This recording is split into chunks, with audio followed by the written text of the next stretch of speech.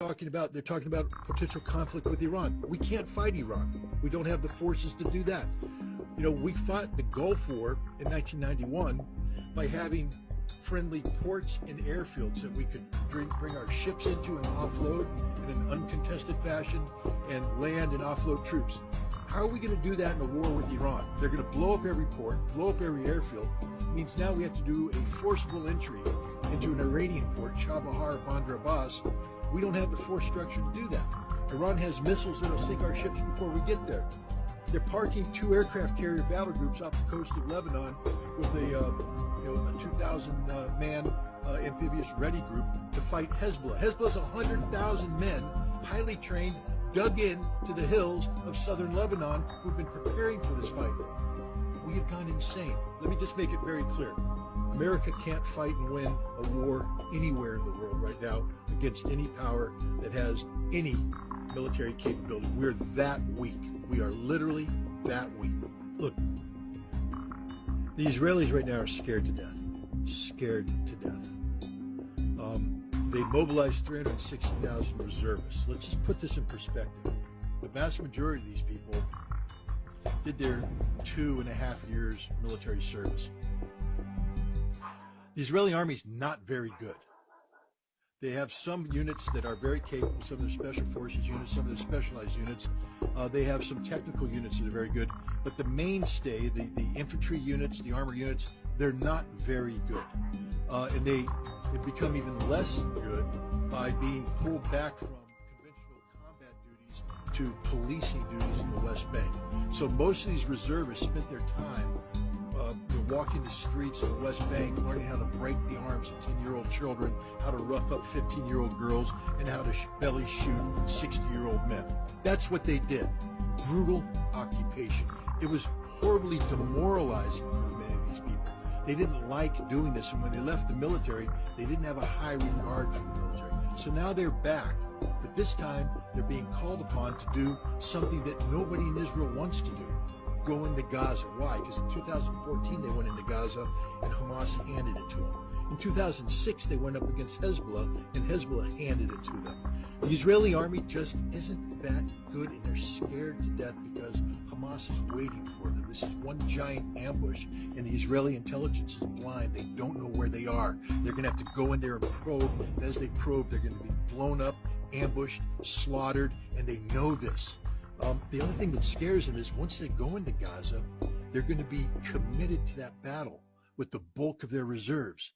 And if at that time Hezbollah decides to open up a northern front, Israel's got nothing left. And even if they had something left, they can't beat Hezbollah. They can't beat Hezbollah. They know it. They've exercised it. Last year, Chariots of Fire. This year, Firm Hand. Those are the names of 2 major exercises where Israel tested its ability to fight the conflict against the Palestinians and Hamas in the West Bank and Hezbollah up north, and they can't do it. They don't have the resources to do it. Now you throw in Iran, they're definitely screwed. So America is stepping in saying, hey, we're going to flex our muscle in an effort to deter Hezbollah and Iran from striking. It's not working.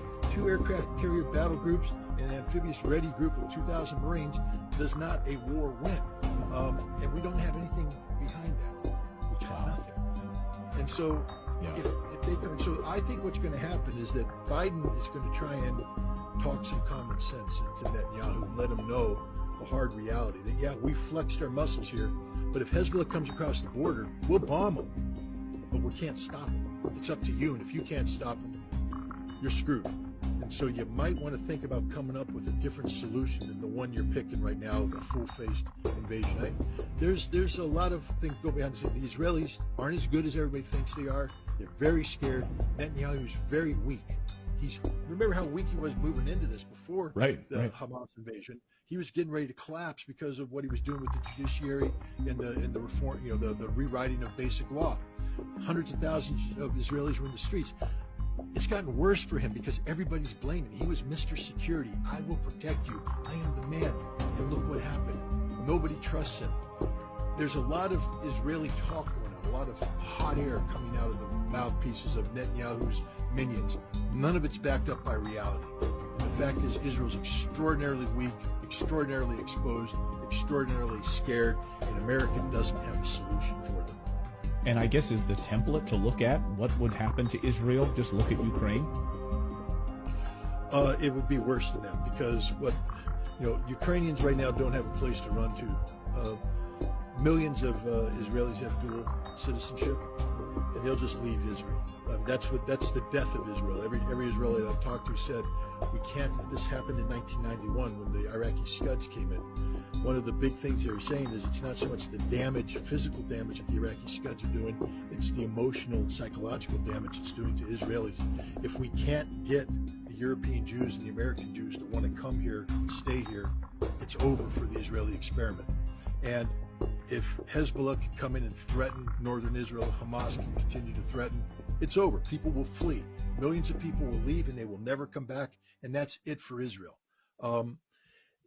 So I think right now Israel's in a very difficult situation where the Israeli experiment has been shown to be a failure, and now the question is, how do you get out of this? They're going to have to come up with a solution for Palestine, one that's acceptable to the Palestinians. And Israel no longer has the superior position where they get to dictate outcomes.